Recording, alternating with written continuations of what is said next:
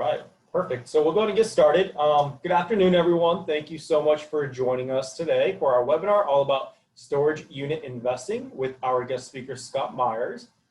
Before we get started, a few things. Nuview is non-fiduciary. We do not endorse any products, services, or investments. All the information provided today is here for educational purposes only. And a few other things, Nuview, we are a third-party custodian. So we are not CPAs, we are not financial advisors or attorneys. We always recommend you seek your legal advice before any investment, of course. Nuview has been in business since 2003, and Nuview custodies about $1.4 billion worth client assets. I'm really excited today for our guest speaker, and I'm going to tell you a few things about him. You were here at our last real estate virtual conference we had. He was one of our panelists, and we got a lot of good questions for him throughout that event. So Scott Meyers and his team, they've acquired and developed and converted over 13,000 units in 2 million square feet of self-storage nationwide since 2005. They currently have $160 million worth under assets in management across 39 projects to date. And since COVID, they haven't reduced any payroll, not by 1 hour. They're actually still growing and thriving during COVID. They also have a charity fund where they build houses. They've built 13 houses in Mexico, Dominican Republic, and it's all his staff, his family, friends, and partners, and they've been doing this since 2013. With that being said, I'm really excited to introduce Scott Meyers. Hey, Brian, thanks so much for having me, and good to be here. Everybody hear me okay? I guess that would be you, Brian. Fantastic. All right. Well, thanks so much. And I'm excited to be back and glad to be back to talk to you about, well, my favorite topic, and that is self-storage. And as Brian mentioned, we like the storage asset class because it is the least affected in terms of real estate during COVID and during a recession. And so we have, since the last recession, this will be the third that I've been through in self-storage. And since the last recession, we have been going out and securing more relationships with our lenders, ramping up our marketing efforts, and then also building up our war chest of private equity partners where we syndicate and put our projects together in preparation for what the next recession was going to be, which is really our Super Bowl in the storage industry, because people downsize and businesses downsize. We're going through, well, quite a lot of turmoil in the economy right now, with the unemployment rate being higher than it's ever been, and with the pandemic. All of that has done is created a truly a perfect storm for self-storage. When the kids came home from college early, there was a demand for self-storage.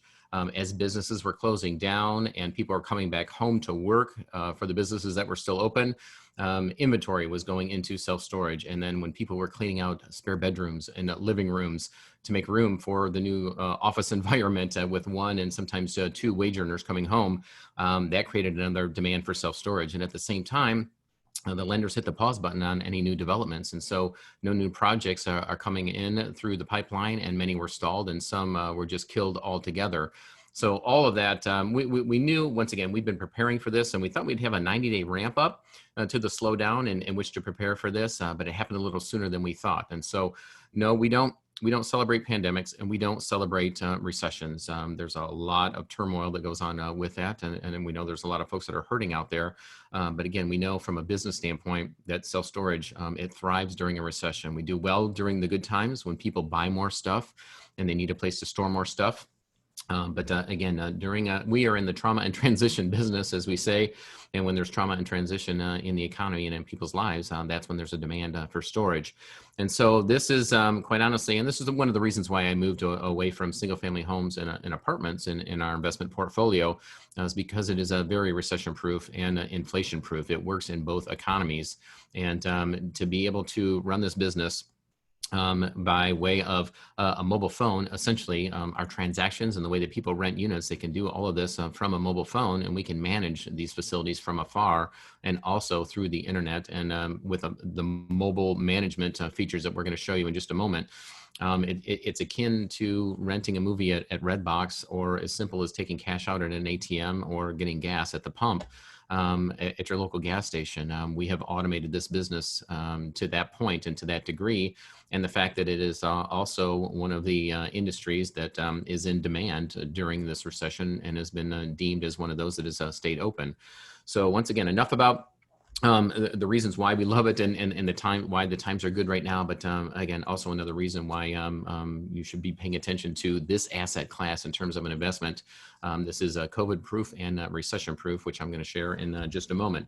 So with that, I want to thank Brian and Grace and of course Glenn for having me back. And guys, I say this, and I'm not asked to do this, and it's not just because I'm here, but we work with a lot of folks that invest with us. We syndicate a lot of projects, and we've worked with a lot of custodians for people that are moving their money over from a traditional IRA or a Roth into a self-directed type vehicle. And Nuview by far has outshined any other company that we've ever worked with.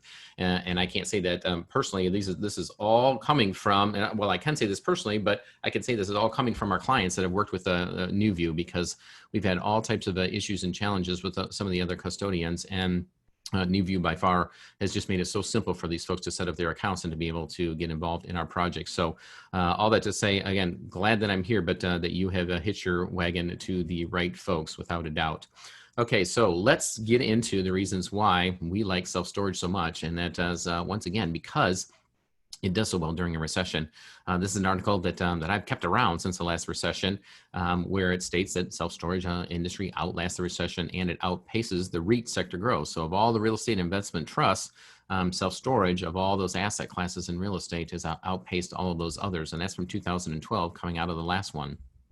There's another article on extra space storage, one of the REITs, a very fast growing REIT in a recession resistant industry. And the article goes on to talk about not only extra space, but the fact that self-storage is recession resistant. And this one more recently from April in the Wall Street Journal, how investors are moving into storage units.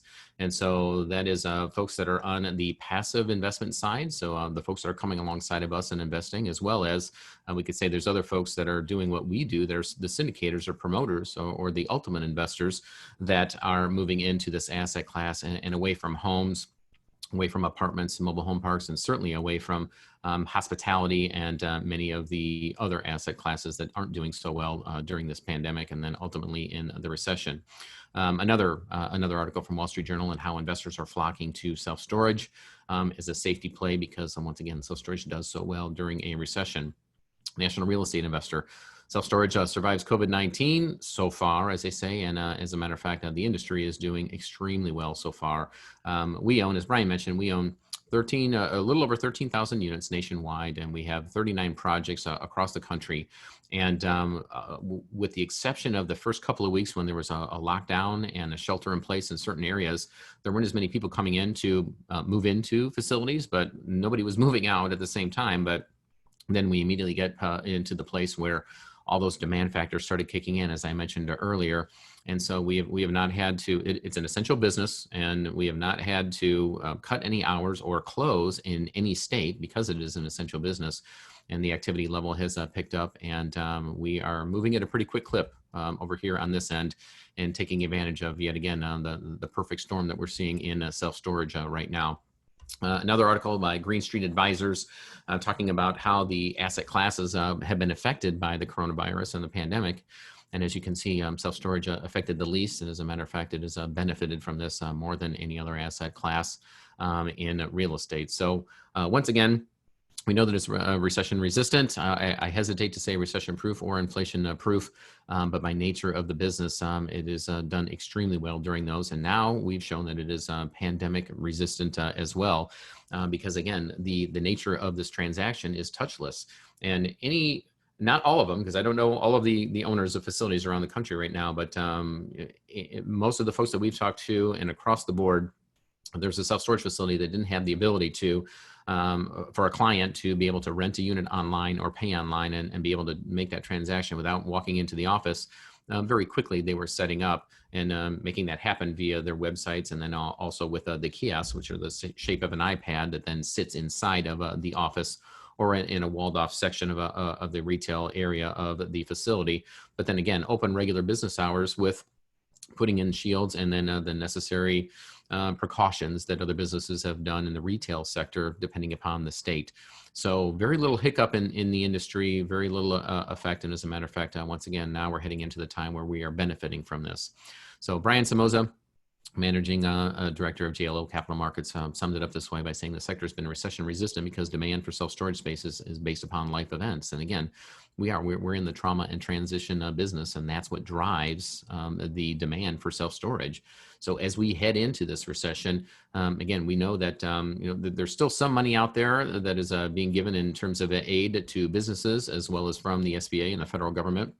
But when that begins to go away, and then when people's leases are up in their apartments or single family rentals, and or if money begins to get tight, well, just like every other recession, people will move back home, they'll move in with each other.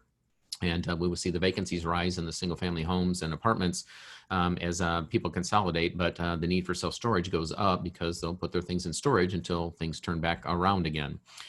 Private lenders are also pulling money from Wall Street. It's going up and down, like a pinball machine. And although there's some bargains out there in some areas, there's a lot of investors that are pulling their cash out and sitting on the sidelines, or it's sitting on the sidelines in a self-directed IRA account that is looking to deploy capital. And the rush that we've seen right now, the move, as we've seen from the Wall Street Journal and several articles and other places that we follow, is that the money is going into hard assets, that rental real estate, hard assets that produce income, because stocks don't produce cash.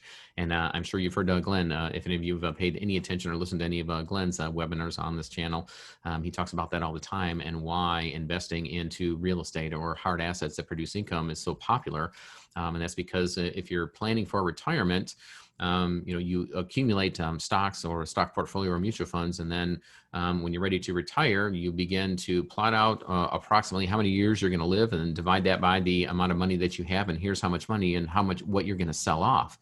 Whereas with real estate, you don't sell it off because it produces cash, and so you just amass the assets or a portion of. For the folks that are on this call that are passive, you're investing in a portion of that assets and getting a percentage of it, and it continues to provide income for you, and you never have to sell the asset. So there's a lot of folks that are pulling out of Wall Street and moving forward with syndicators and folks like ourselves that are investing in real estate.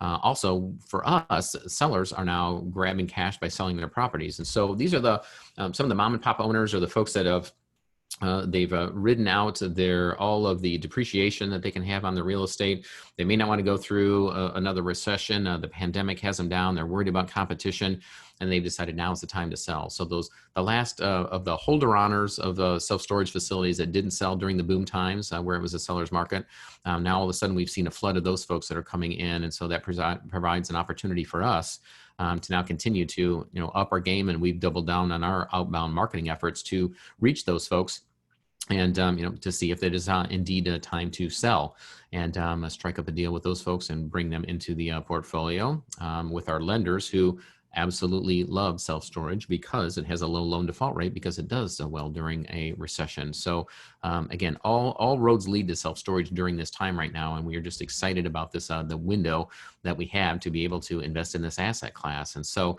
that's the reason why I'm here, is because I was asked to. I love the industry. I love the opportunity that we have in front of us right now, and the ability to once again take advantage of the gift that the market is giving us. So for you and other folks that are interested, that are either on the active or passive side, the solution to the perfect storm is to learn the business and take advantage of it. Not take advantage of people, but we realize right now that this is a small window that we have in the market right now, where interest rates are the lowest in history, and all the other factors we discussed. Now is absolutely the time to get involved in storage. So a little bit about my background and what qualifies me to make those statements and to make these projections as we go forward. Well, first of all, I am a husband. My better half is in charge of the operations side of our businesses as we've grown. We've had this special, well, I call it special, relationship over the years, where I go out and create all the messes and buy these turnaround projects and development projects. And my wife follows behind with the pooper scooper and puts the standard operating procedures in place, and is largely involved in, and we owe our success to the standard operating procedures that she has put in place on the management and the asset management side of our business.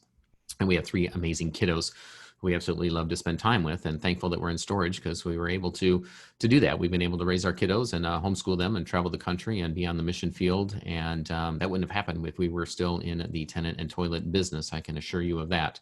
So from 93 to 2005, that's when we began our real estate career, bought and sold 82 single family rentals. We had up to 423 apartment units, and then got involved in self-storage in 2005. And to date, again, we bought, converted, and developed 12,600 plus units, now just a little over 13,000, and over 2,100,000 square feet nationwide. We've raised over $50 million from our 300 plus and growing private equity partners that are coming alongside of us. And I'm a regular speaker at the industry trade shows, the Self-Storage Association, Inside Self-Storage, that holds a magazine and the largest trade show in the country, as well as several other investor groups. I write articles. We have podcasts, our own podcasts, and many others that I've been on as well. And along the way, in 2007, we founded a national self-storage coaching business, which was really good timing heading into that last recession. Because again, there's a lot of folks that were looking at self-storage at that time. And so we teach, we mentor, we coach, we consult people that want to get into the business, as well as how to grow and scale a self-storage business as well. And we do all this, again, so that we can have that freedom and time to do what it is that we wanted to do and raise our kiddos. And we take them on the mission field. And we build houses in Mexico and the Dominican Republic. We take 2 trips a year, roughly. This year, we skipped our spring trip, but we typically take 2 trips per year and build 2 houses each time in Mexico and the Dominican Republic. And we tithe. 10% of our profits in both our education and our investment business goes into the pool of funds. And then when we have enough money to go on a trip to build 2 houses, we pay for 20 people per house, families to come along with us. It's a family-friendly mission trip, and we pay for the whole thing, the house, the trip. All they need to do is get to San Diego, and we take care of the rest to introduce them to the mission field and what it's like to be able to give back out of our abundance. And so if that's anything that you're interested in, I'll give my contact information at the end, and we would love to take you on that experience as well. We always, that's our business is our mission field. So from 1999, in 2008, really, we've learned quite a bit. We've been through, this is the 3rd recession. I've been in all facets of real estate investing, virtually all facets of real estate investing until we landed on self-storage, and we sold off everything else. And this is the only asset class that we invest in right now.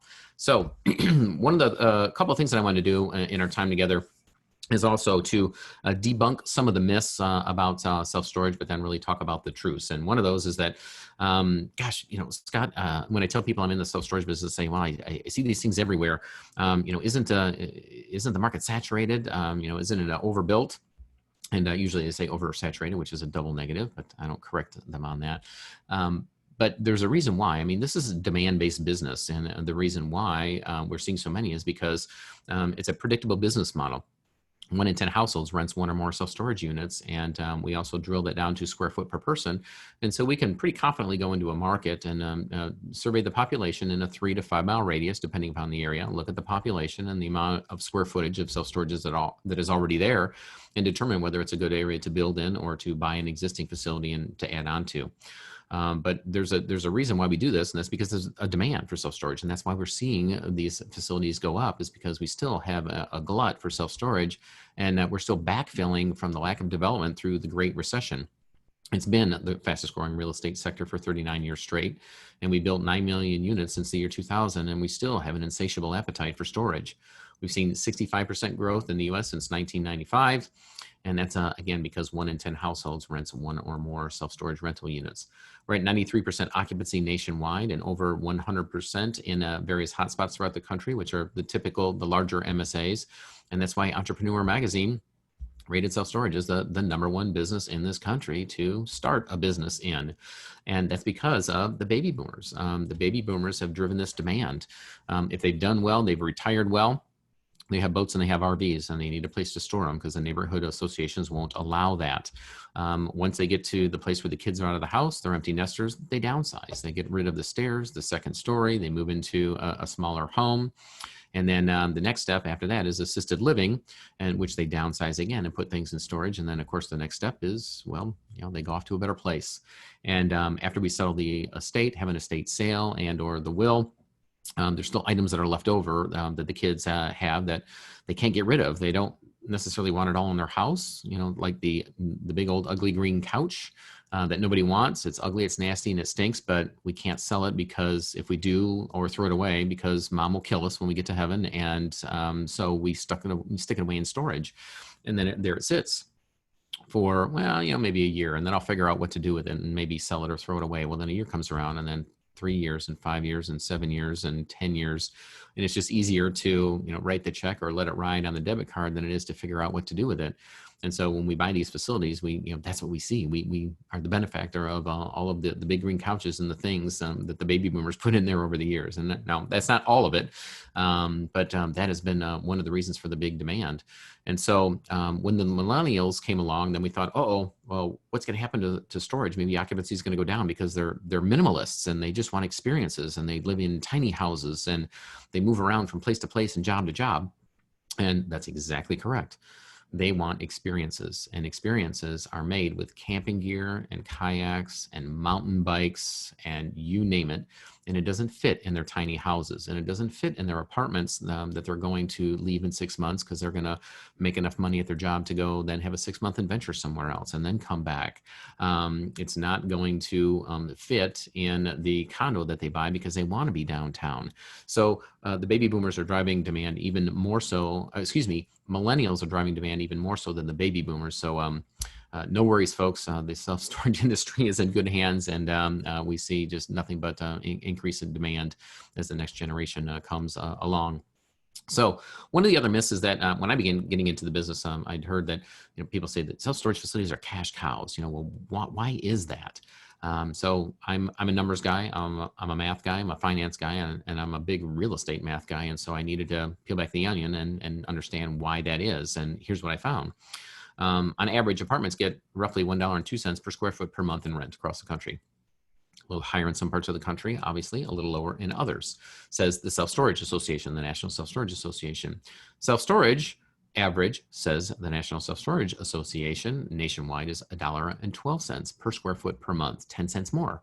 Again, a little higher in some parts of the country, a little lower in others. And so now you may be saying, oh, all right, Brian, Grace, where'd you get this guy? Is he off his rocker? Why would anybody in their right mind pay 10 cents more per square foot for a metal box on a concrete slab than they would for an apartment that has indoor plumbing and HVAC and carpet and drywall?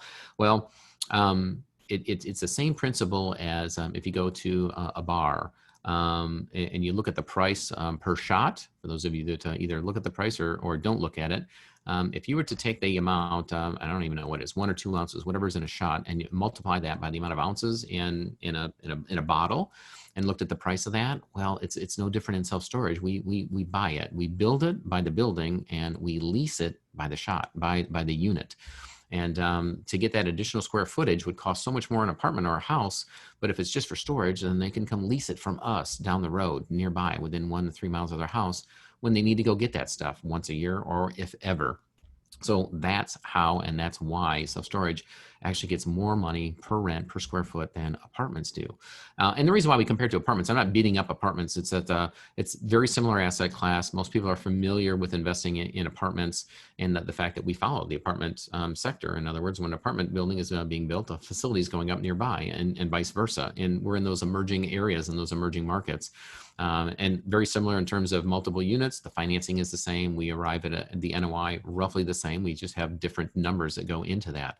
But when you look at the income and then you look at the expenses, apartments have a 49% expense ratio nationwide on average. So for every dollar you bring in, 49 cents is eaten up in expenses, whereas self-storage has a 31% expense ratio. So 31 cents is eaten up in expenses. So you begin to do the math. We get 10 cents more per square foot, and we have 18% less expenses as a ratio. Then, yeah, it isn't a myth. That's how the math works out. Self-storage facilities are cash cows. When somebody moves out, we blow the unit out to move in the next person waiting in line. We don't have those expensive turns, and any lost rent that we have is made up on that, or it's a month-to-month lease and it's a $50 a unit rental versus $400, $800, $1,000 on an apartment while it sits vacant. So for that reason, Inc. magazine says, well, they agree. This is the #1 industry to start a business in. It's self-storage because it's the most profitable in all of real estate. The Wall Street Journal Howard Gold, who's a writer for the Wall Street Journal, by the way, who said, forget stocks, build your nest egg with self-storage. And so, again, another reason why many folks are coming out of the stock market, because they're seeing, the numbers and the history of self-storage as an investment for not only cash flow, but for building wealth, far surpasses the S&P 500 by a stretch. Bloomberg agrees the best U.S. real estate investment is self-storage. And Yahoo Finance also covered a Bloomberg study on self-storage, and that it was the top alternative investment of the year, returning 483% as a sector.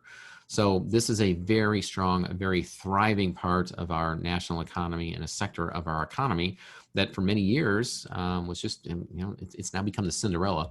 It is the belle of the ball, but for so many years it was just kind of the ugly stepchild because it's just these garages, it's these boxes on concrete slabs. And that's why we see articles on how humdrum self-storage became the hottest way to invest in real estate. And I gotta tell you folks, you may not get excited when you go down the road and see a storage facility, but when I see one, and you know what they are when you see them, they got all the doors in front, and I get chills up and down my spine. They're not sexy, but I know what's behind that, and I know as somebody who's got a business that involves very little work, and it works during a recession, and it works during inflationary times, and it is the biggest cash cow in all of real estate. And I'll tell you what, it may not be sexy to look at, but cash flow is sexy. The business model is sexy, and that's why it has become the hottest way to invest in real estate.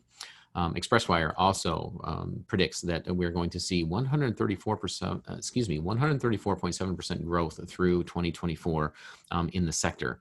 And there is no other sector of the economy, no other sector in real estate that is predicted to produce those types of returns, especially as we head into this recession, except for self-storage. And so that's why, as I touched on, lenders love self-storage. It's never easy to get a loan, but of all the asset classes, lenders are throwing money into this asset class because it has the lowest loan loss and default rate, sitting at 1.1% cumulative loss rate, and the default rate is at a mere 6%. Is the lowest of all asset classes. And so rule number one for bankers is when they make a loan is to get their money back. Rule number two is to make a profit. So when it comes time for the recession to hit, the banks are now, once again, they're putting money into self-storage, and they want as many of these deals as they can possibly fund to boost their balance sheet, because they know that, their healthcare facilities, many of those are going into default. So are the hotels. Third in line is multifamily. Other, and then industrial. Retail is hit actually a little bit harder. Offices are going to be hit harder. This is the safest place. And so banks are now doubling down and producing more loans in the self-storage sector to stave off any further losses and to make sure that they stay in good graces with the feds, who are giving them their money to be able to loan out. So the savings and loans, credit unions, community banks, the SBA, they are very excited about this asset class because it has the lowest loan default rate. The SBA also has an 85% LTV loan with a 5% seller carryback that they will allow. So up to 90% financing with the SBA. And by the way, this is the only asset class in real estate that they offer this loan on. None of the other real estate asset classes can get a 90% SBA-backed loan on, because the SBA has looked at this as a business, since it has a business component to it, and because it is so recession resistant. So even the federal government recognizes that this is the best asset class and the place to put their money into back loans, because they don't do it for any others. Private investors are essentially bankers. They're looking at the same things that we look at as well, and that the SBA and other banks are looking at. And so they're pouring money into this asset class. And so, yes, by the way, that means some of you out there as private investors, and then hedge funds, which are groups of private investors, are snatching up facilities. Crowdfunding sites are going up, and we see a number of self-storage facilities that are being funded on those as well. We've seen this over and over again, this rush of money pouring into self-storage as the national real estate investor, as private equity investors are, again, seeing the same things and the types of returns in self-storage that they can't get anywhere else. Just another article from IMS, another management portal that we've subscribed and followed to. And the unglamorous self-storage industry is prosperous for investors and individuals, says Investors Realty. Again, another reason why, and showing the stats behind this fact. And also Motorola's founding family is pouring a large amount of their money as a family office into self-storage. So no shortage and no no reason to not look at self-storage during this time, as we tend to not go against the crowd, and we look at what the smarter money is doing, and we just happen to be here in the self-storage sector, and again, now I'm just doubling down. So one of the reasons why we, as syndicators, promoters, or investors, love it, another one of the reasons is because it is the easiest to manage, because there's really only 3 steps to getting paid every time. And that's because in self-storage, we have the protection of the lien laws versus eviction laws. So eviction laws, they protect our clients, they protect the tenants, whereas lien laws protect the owners. We're not really landlords, but we're owners of the business, of the asset class. So on the 6th of the month, when rent is late, we can electronically, it happens automatically by way of the software that is built into our property management system. It removes a person's gate code from the facility. So if we have an electronic gate and gate code around our sites, which we have at almost all of them, it automatically removes their gate code, and we have the right to do that. And then we can lock them out of their individual unit or put them into what's called an overlock status. And so here's what that looks like. Every door manufacturer has a place for 2 locks. The silver one's ours, or excuse me, the silver one is theirs, the red one is ours. And we have a manager or a supervisor, regional supervisor, that will go around on the 6th of the month and lock out all the folks that haven't paid rent. So if they happen to get into the facility, or if it's an unfenced facility in rural areas, then they will see that this lock is on there. And by the way, this isn't your little twist lock that you get on your luggage for free. You can't get through this with a pair of bolt cutters. You have to grind this lock off. And so very rare that our folks are going to come in and haven't paid the rent, and they're going to bring a grinder with them to be able to get into the unit and grind their lock off in ours. No, they're going to come up to the office and they're going to pay their back rent and their late fees to be able to get access to their unit. And if they don't, it's a 90-day process to go through this lien and sale procedure, where we send out notifications to the owner of that unit. We simultaneously send out notifications by way of public that we're going to hold an auction. And after sending certified mail, letters, and warnings to these folks following the letter of the law, we have to follow a procedure and hit milestones by way of the laws. But then after 90 days, if they haven't paid and we followed through on all those, then those folks that we advertise to, they come to the facility, give us a deposit to bid. We open the door. They get 5 minutes to take a look around. They cannot go inside. It is self-storage. We don't have a liability for that. We don't create a bailment.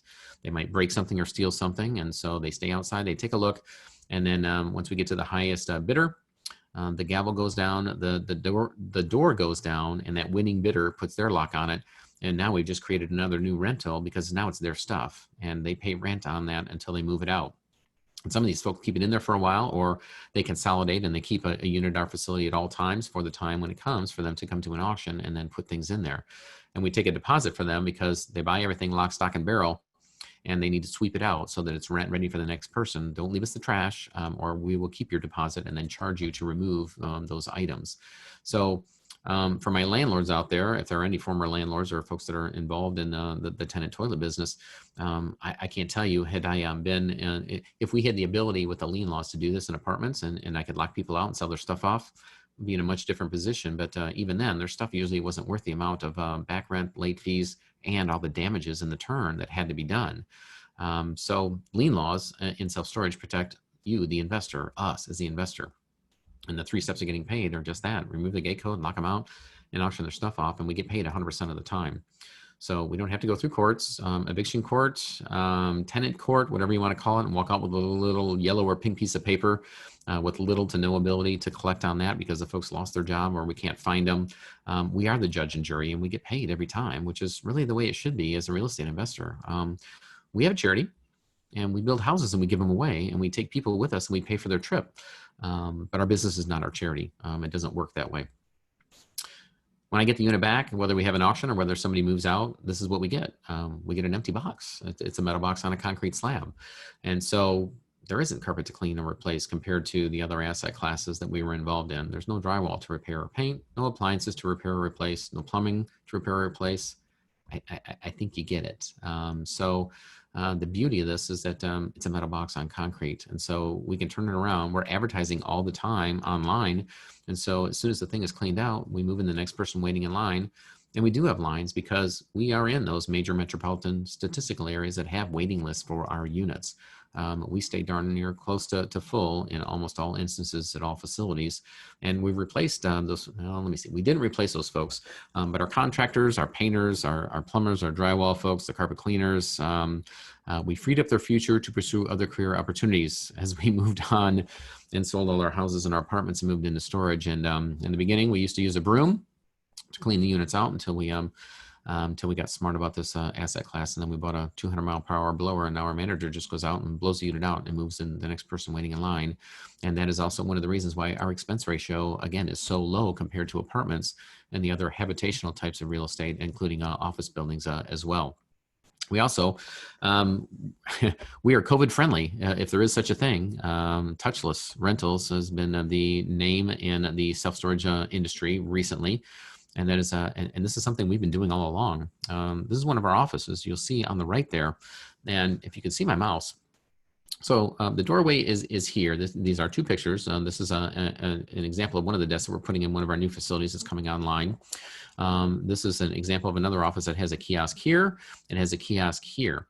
So the doorway is right here. When they walk in, on this wall over here, directly facing them, are three storage units, and it has the size and the price of a 5x10, a 10x10, and then a 10x20. So they can see what'll fit inside it, and there's a monitor inside which shows them what will fit in there and how to rent a unit. Then they come over to one of the kiosks. There's room for two people to be able to, and socially distance, more than 6 feet away, where they conduct the transaction. If they need a lock, they come over here to this kiosk, to this vending machine for a lock. The screen right here is for the gentleman who is in our command center or our call center, and he greets them when they come in because there's camera right here, and when somebody walks in, he is alerted and he monitors several facilities. So I don't have one person sitting behind the counter twiddling their thumbs 30, 40 hours a week waiting for somebody to walk in the door, and that's what they would do because this is a very non-labor intensive management of an asset class. They don't have to write out letters for people that are late on rent or pooping on the lawn or fighting with each other or music being loud or constantly selling because once we get to the place where we're full, those people, we don't see them again for 1-2 years. There's just very little activity. And so we can run up several facilities with one person, and he's notified or she is notified, and they say, well, welcome to On Guard Storage. Here's the kiosk over here. There's one over there. It'll walk you through the process. You can look at the size of the units. And if you have a question, just let me know. I'll be right here. And there's a kiosk right there if you didn't bring a lock with you. And he or she goes back about their business, or they may mute themselves and work with somebody else and then come back on. But the entire transaction is done here on the kiosk. They're given the access code, the gate code to get in, a lock here if they want it, and this other monitor here shows them the security cameras. And so once again, to let them know that, hey, we monitor this place all around the perimeter as well as inside, and allows us to also run our facilities, keep them open 24/7. There's nothing that could be damaged in here. These things are useless to anybody that would pull it off. And I don't know why anybody would go into a site, enter into a gate through cameras into a locked gate, come into a place that has cameras all over the place, and then take an iPad or take a monitor. And to date, we haven't had anybody that has ever done that. So many of our facilities are not open 24 hours a day. Some are. You have the luxury and the option of being able to rent units or collect rent all day and all night. Even while I'm drooling on my pillow, my business is creating rentals and accepting payments for us. And also, another technology that has come into play recently is that you see these locks here, they are on the back side of the unit. So this is the inside of a self-storage door, and the lock actually goes on the back side. So it's operated by a key fob in the front, or you can lock it and unlock it with your cell phone. So we have access to the app, obviously, and so do our clients, so they can lock and unlock their unit with their cell phone. Now, or their smartphone, it has to be a smartphone, not just a cell phone. And then also, instead of hiring our regional supervisor to go and overlock all of these units, then at the 6th of the month, anybody who hasn't paid is automatically locked down. And then when they pay is when it gets unlocked. So once again, just adding the ease to the management of these facilities. We have a responsive website, which means simply that it responds to and sizes to whatever screen that somebody is on, whether they're on a desktop, laptop, iPad, or their iPhone, and allows them to rent a unit online. So all we've done, and we can go into the technology of this, is we've taken advantage of the technology that is out there in the marketplace and the place that we're at right now in terms of having internet everywhere. And we run everything through the internet. So everything goes through the cloud. Everybody knows what the cloud is, right? Yeah. Yeah, well, neither do I. It doesn't matter. Everything runs by way of the internet, including the management, sending late notices out, accepting payments. Our call center is run via the internet. And so, we have achieved, for anybody who's read The E-Myth by Michael Gerber, we've achieved the E-Myth in self-storage, and this business is perfect for it. Systems run the business, and we manage and tweak the system. So we're not working in our business day to day. After we get these up and running, we get a chance to work on the business and to make it better, better business practices, a better customer experience, and to focus on the things that matter, which is that customer experience, and doing the best that we can to maintain and keep our facilities up to that place where it meets everybody's expectations, and then to go out and find more and make them available to folks to come along inside and invest with us on these projects. Once we buy them and once we get into them, we've got the management piece taken care of. Now it's time to drive the value. And in self-storage, there are over 40 plus profit centers and ways to be able to increase the value of a self-storage facility by adding these businesses within a business. We can sell locks, boxes, and moving supplies, again, through a kiosk or at our sites that are manned or have a person behind the counter. Some of our sites have record storage and shredding services available as well. We can plunk a billboard or a cell phone tower on a piece of that land, and many times our facilities are located near a highway or a busy road, and so we get high rental fees for that. We offer temperature control and wine storage, so that temperature controlled storage or climate controlled storage is typically 55 to 85. But when you start storing wine and furs and art and other collectibles, you keep that dialed in to a lower temperature, and then also provide humidity control as well. And then obviously a premium for that. We offer renter's insurance, and we get a monthly spiff for that on each person who purchases renter's insurance. We put vending machines at our sites. It's a real easy one. If we have managers on site, we offer eBay services for people that are in the neighborhood, as well as the folks at the facility, if they don't have time to sell things. And we have a lot of eBay folks and Amazon drop shippers that's their business, and they run their business out of our facility, at least the warehousing portion of it.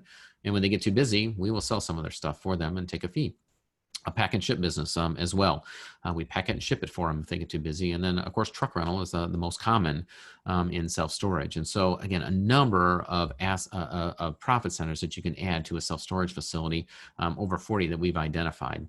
So at the end of the day, that's why we love the business, and that's how we run them. That's how we create value in them. And I know that we have just a short amount of time to discuss the ins and outs of the business, but folks, this is the reason why we sold out of everything else and to get into self-storage, is because it has the highest returns over a 10-year period.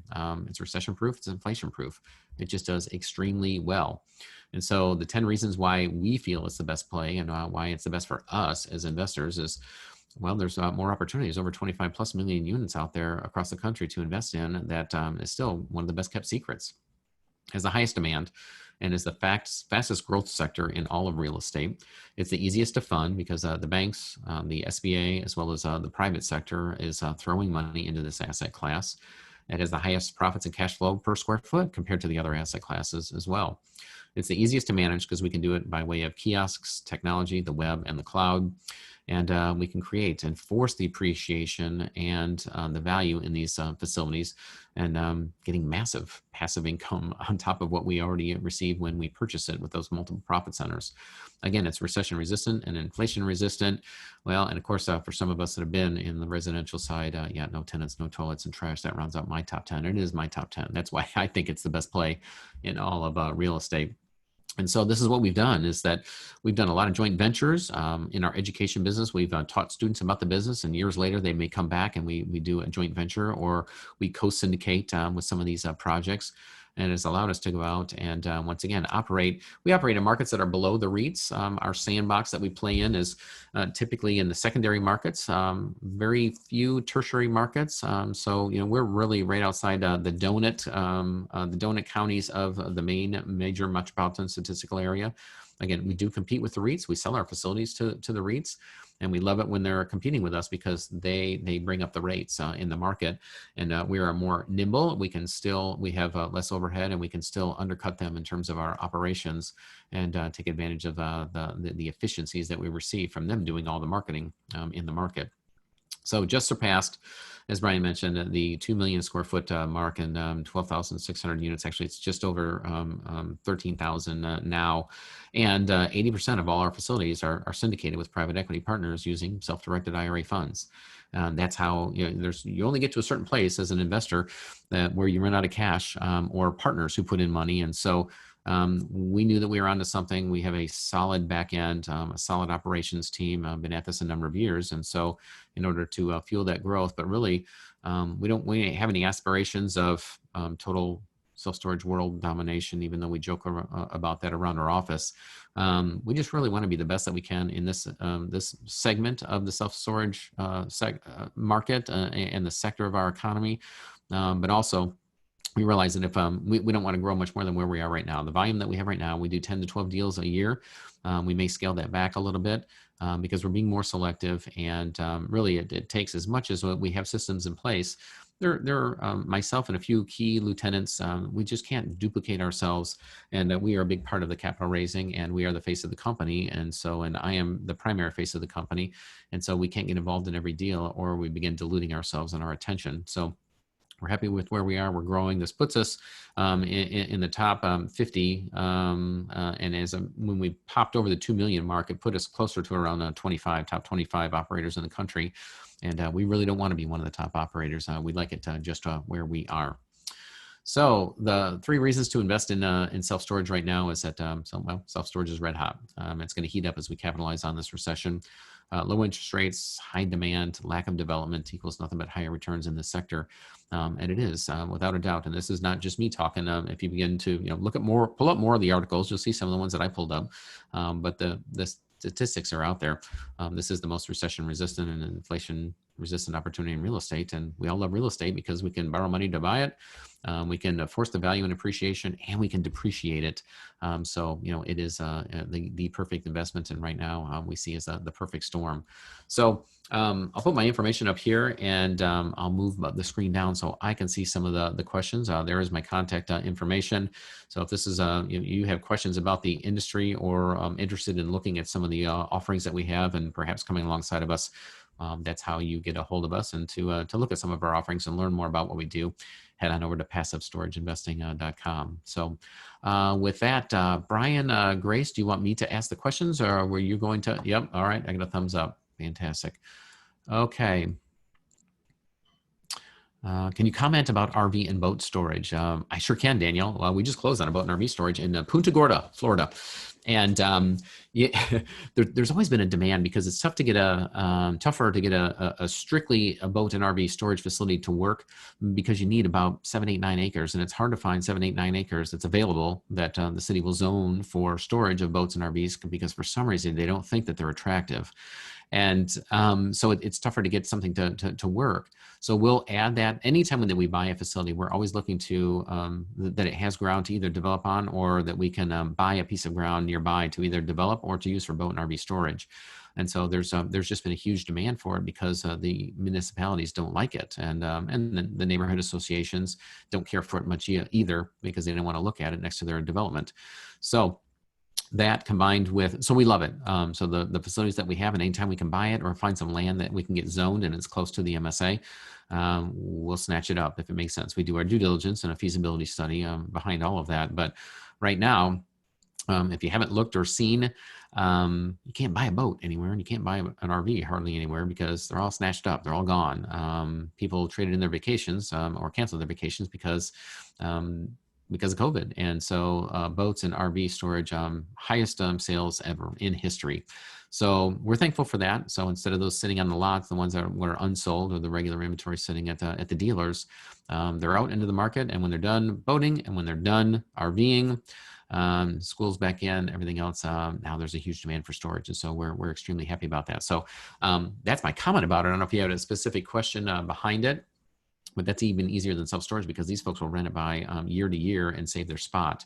And there's nothing else left that we have to do. Again, key fobs at the entrance gate and exit. We can add ancillary income streams. We add detailing services. We charge them for clean out, and a few other items. We do have a little retail sector in some of our boat and RV storage facilities, where they can buy goods that they need. So yeah, we like that. We like that real well. Melissa asks, what is your average rate of return to investors? I'd say that right now, the projects that we're bringing to market, we've just recently changed, and where we're upping our preferred returns. So our preferred returns are anywhere from 8 to 10%, depending upon the project, and our average internal rate of return on our projects. And these are typically 5 years. We're doing on the short end, maybe 3 years if it's a turnaround project, 5 years if it's a development or a conversion. And over the course of 5 years, we're in that 17 to 18% range. Some of our longer term projects that are cash flowing out of the gate are closer to 16, 17% IRR. And then the equity multiples fall in, right around 2. Some are a little bit below 2, some are above 2, but those are the averages that we project. And again, the idea is that we over deliver and outperform that. So of course, every syndicator says that that's a conservative figure, but that's what we're actually seeing. So if there's any other numbers that you want in there, I'd be happy to answer those as well. Is there a minimum investment? Some of our projects, the larger projects are 50, some of our smaller projects are 25. And also, Melissa, we invest in 506, our vehicles are 506Cs and 506Bs, if you're familiar with those. And I won't assume that everybody is at the same level. But in a Reg D 506B PPM private placement, it allows us to take up to 35 unaccredited investors. And so typically our 506Bs, we allow 25,000 to be a minimum investment. And our 506Cs and on some of our larger projects are typically a $50,000 minimum investment. Okay, Melissa has a follow-up question. There's a huge need for boat and RV storage where I live in Canyon Lake, Texas. Yes, there is. I'm familiar, as a matter of fact. And there's plenty of land available for commercial use with very few restrictions. Yes and no. Texas is the wild, wild west, literally. And it's easy to put up storage. It's not as easy to put up a boat and RV storage, and it still has to go through planning. And there still can be a remonstrance from a neighborhood. But also what we look at is the price per land and the rental rate. And so it doesn't always work in terms of the numbers. We have to run the model backwards to make sure that it makes sense for the land and the improvements and the amount of rent that we're going to get once it's stabilized. But yeah, we're seeing Texas of all places and some places out west, but also there's some areas in which the population isn't as dense. And so you may be able to find a piece of land for cheap that's 9 acres, but it's so far away from the population, it may take a long time, a long runway to lease it up. But yeah, I'm familiar with your area. Daniel says, laws for RV storage still favor owners. Financials are similar. Answer is yes.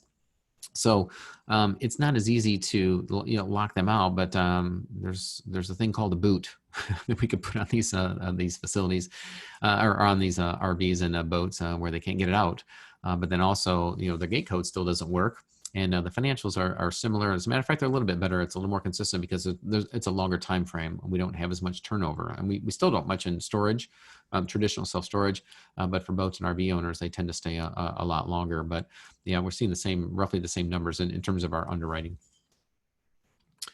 Kevin asked, what our investment range for this type of business? How much is typical equity versus loans? So even though we have the ability to get high LTV loans for self-storage, it doesn't mean that we always take that. Many instances that money is less expensive, especially right now. And so we can go up to 85, 90% on projects that make sense and layer private equity on top of that because, well, the private equity, our investors like yourselves, we pay you more than we pay the bank.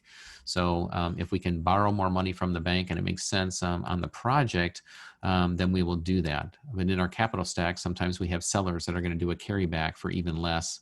So we still don't want to over leverage it. And then we'll make up the balance of the capital stack with bringing in our private equity investor partners. So in terms of an investment range for this type of business, maybe you want to ask that one again, because I think these are two questions. And then how much is typical equity versus loans? So I'd say across our portfolio, we can go to the banks, typical savings and loans, credit unions, community banks, they're at 75% LTV. Our portfolio, we don't like to get up to that. We try to stay below 70%.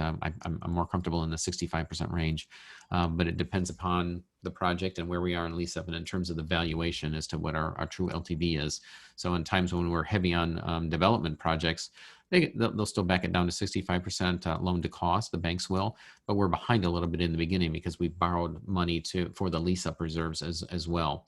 So I hope I answered your question, or maybe that was too much, but Kevin, if you need more clarification on that, you can ask that a different way. Peter asks, do you need to be an accredited investor to invest? So on certain projects of ours, yes. Most of our projects come out as 506Bs, which means that you don't have to be an accredited investor to invest in our projects. Mario asks, and I'm assuming you're talking about ours, but I guess that's in general. So that's the distinction of other syndicators and different asset classes. If it's a 506B and you're not an accredited investor, know that you can invest if they're allowing unaccredited investors to invest in those projects. Mario says, what is rough cost for building and development per square foot? So, yep, good question. We're at a rule of thumb, and only a rule of thumb. We pay about $30 a square foot to build what we consider a traditional single-story, all-steel self-storage facility. So most of what you see out there, single-story, metal doors, metal roof as you drive along the road, or you see them along railroad tracks, and there's building after building after building, about $30 a foot, and that does not include the land. So it's exclusive of the land. So obviously, $1 million an acre in downtown Denver, parts of LA, Miami is going to change the cost versus 60 grand an acre where you're in the plains or in the Midwest. So about $30 per square foot to build those buildings. Temperature controlled, climate controlled, multi-story, Class A facilities, all temperature controlled with all the bells and whistles. $59 a square foot on up to $100 a square foot. We've even seen some over $100 a square foot depending upon the project. So, and again, exclusive of the land. So that just depends upon the project, but roughly $30 to roughly starting at 60 and up from there for the multi-story. All right, David asks, what is the minimum investment for the Punta Gorda location? $50,000 is nope. Take that back. I'm sorry. $25,000 is the minimum investment for the Punta Gorda project. So if that is something you're interested in, you can go to passivestorageinvesting.com, and Brenda, our investor relations representative, will get the package in your hands. Tax consequences as ordinary or question mark? Well, that depends on you, and that depends on how you invest. So most folks, again, are setting up an investment vehicle like the ones that Nuview offers, and so it's coming in through some type of an IRA vehicle. Or real estate 401k. Some folks are investing with cash. And so when it comes back, that's how we, however it comes in is how we send it back. And that determines how you are taxed. But regardless, when you come into the project, you come in as an equity partner. We don't do any debt. We don't bring debt partners in, and none of our investors are in as debt partners or debt investors. So you get a piece of equity, which means you get a K1 at the end of the year, and you're entitled to the depreciation of these projects and or losses in the years and in which either the first year or maybe in some cases years 1 through 3. If it's a development project, you can count those as losses against your taxes and all the depreciation. And which, by the way, we also we do cost segregation, and we accelerate depreciation on all of our projects as we come into them. And so you get the benefit of that as a percentage owner in the project as well. So, and again, this is for RM. If you have any further questions with regards to tax treatment beyond that, let me know. Any storage in Stuart, Southeast Florida? If you give me, I'm not familiar with Stuart. If you give me a city, I could tell you, but we've got one in Brandon outside of Tampa, getting ready to do a development in Weeki Wachee, Florida, if you're anywhere near there. We have 2 facilities in Lakeland, Florida. And that's it right now. We've got one more on the board, and then Punta Gorda, obviously. But that's it right now. If any of those are near Stuart, but I may not be familiar with the city. Mario says, I have a 2-acre lot that got approved for self-storage. Fantastic. I was told from a planner builder I could get 108 units, 2-story high, or 54 units, single story. What are your thoughts on 2-story? Is it worth the extra cost to build up? He was around $164 per foot. $164 a foot. That's a lot.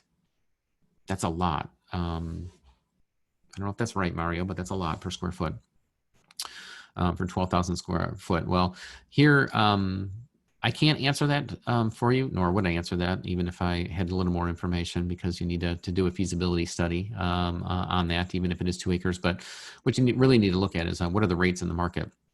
because you can get the land for free and you can get this built for $64 a foot. But if the rates aren't there, that by the time you're 80% occupied, it isn't enough to cover the cost of your land and the loan for the building, then it doesn't matter. So there's a lot of other factors that need to go into that. How much you're paying for the, well, you own the land. I get it on this one, but what are the rental rates in the market, and what will they cover at 80% to 85% occupancy? So you need to do a little bit of reverse engineering, factor in taxes, management, and everything else, and do full underwriting on it. So I can't answer as to whether that one would work or not. You got a little bit of homework to do. David asked, how many projects are currently looking for funding? We have 3 right now, finishing up 1 and 2 others. And then perhaps another one coming down the pike. And then we always, well, I'm like the cobbler's children that have no shoes. We've got a development project that's kind of waiting in the wings. We own the land. We just haven't done anything because we've been so busy doing joint ventures and working with some of the folks that bring deals to us. So 2, potentially 3 projects that are looking for funding right now. 1 existing, well, Punta Gorda, there was a question about that, as well as 2 development projects, 1 in Mokina, Illinois, and then also 1 in Lombard, Oregon, which is a suburb of Portland. All fantastic projects. Kevin also, do you have any developments in South Florida? Yeah, the closest south is what I'd mentioned. Of those, I think Punta Gorda may be the furthest south. Lisa Rodriguez, what is the average size of a facility?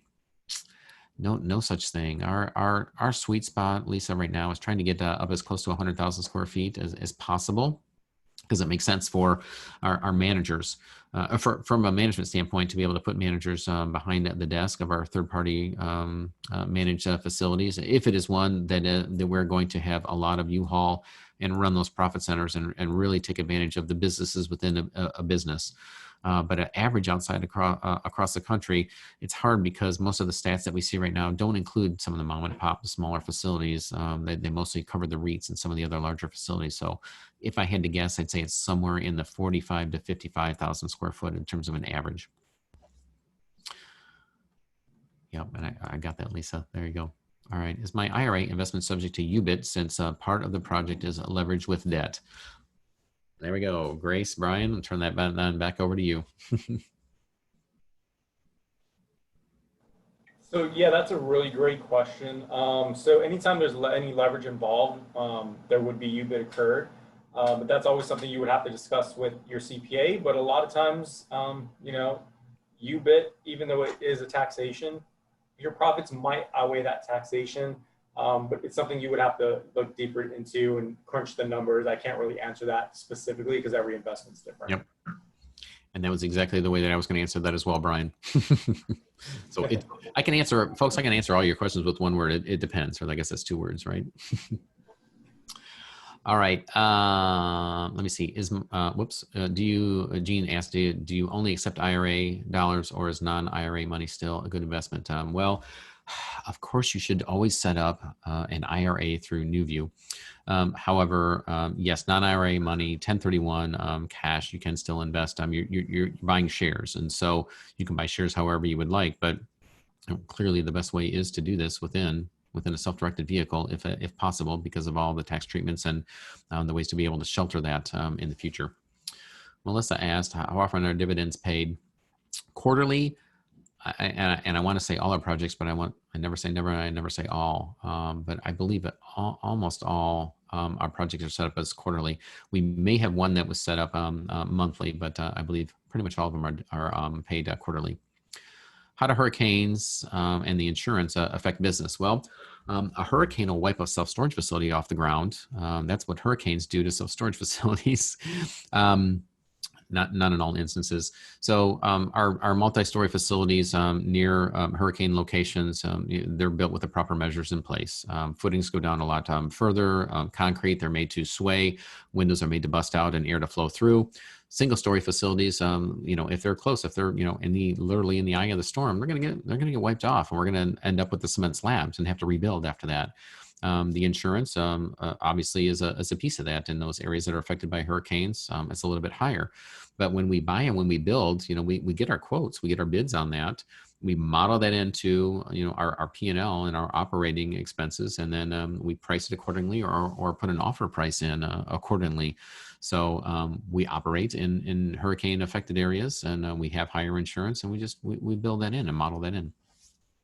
We get insurance, business interruption insurance, and the client's goods, if it's lost, again, we impress upon them that they should buy renter's insurance, purchase that to make sure that they're covered. If they're not, then, as callous as it sounds, that's on them, and their stuff is lost if they choose not to have insurance, and if it wasn't insured through their homeowners, which many times it's not. Gene also asked, how long does the investment develop before the investor begins getting dividends? Yeah. Most of our projects, because we use a lot of SBA funding, the rule is it needs to begin cash flowing by 24 months. So we use SBA funding for a lot of our projects, and because of that, most of our projects begin cash flowing at month 24 or sooner. Some of our other projects are at year 3. We've got one project that was year 4, but the back end was big. It was huge. So we decided that we'd still move forward with that one. Anything longer than 4 years, and then you're borrowing money for the lease up, and it just begins to put a little too much stress on the project itself. And so we try to stay in that 2 to 3 year time frame. And then as soon as we begin cash flowing, not as soon as, but typically there's a 30-60 day lag where we build up a little bit of reserves once it begins cash flowing, and then begin the dividends after that. Okay, Elise says, qualified for 1031 exchange? Answer is yes. If so, can it be mixed with self-directed IRA funds from the same investor, or would this be self-dealing or otherwise prohibited? Go ahead, Brian, Grace, you want to tackle that one? Yeah, that's a really good question. I understand it is qualified for a 1031 exchange, but with a self-directed IRA, they don't go hand in hand. So unfortunately, if you were trying to look for that option, I would use your own cash versus self-directed IRA. And I usually don't like to say that, but I mean, that's definitely, it's a strategy people use.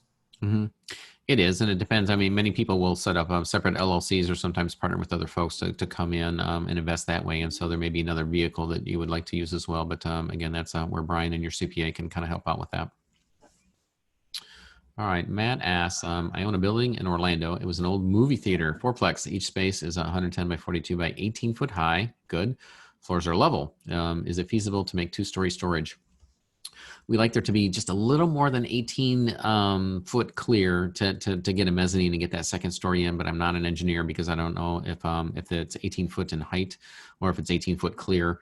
And again, with a mezzanine, that's kind of pushing it. We'd like to see 20 to 22 is best. So since I'm not an engineer, I'm not going to guess as to what that looks like, but we like movie theaters because we can build them out easily. Oh, I got the wrap it up signal. You don't want to talk about movie theaters, Brian? First of all, come on. Brian says I can't endorse this guy that's coming up next because Nuview doesn't do that. Now he's giving me the hook.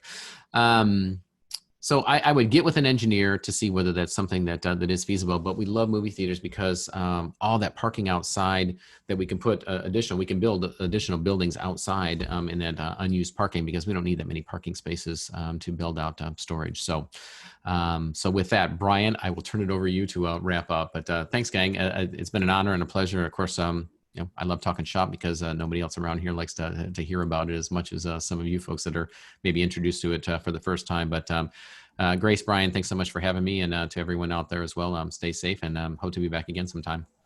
Thank you so much again for coming back, Scott. You always do a great job. We had a ton of great questions today. This recording will be posted on our blog, so if anybody wants to rewatch it, you can always go to newviewtrust.com. and you can click on our blog section. It'll be at the top of the list by the end of the day tomorrow. If you have any questions, you can always reach out to Scott or myself when it comes to self-directed IRAs. And that's our contact information. Be sure to text 3339 so you can go ahead and download our e-guide if self-directed IRAs is something new for you. Thanks again, Scott. Look forward to having you back again in the near future. Y'all take care. Have a wonderful day.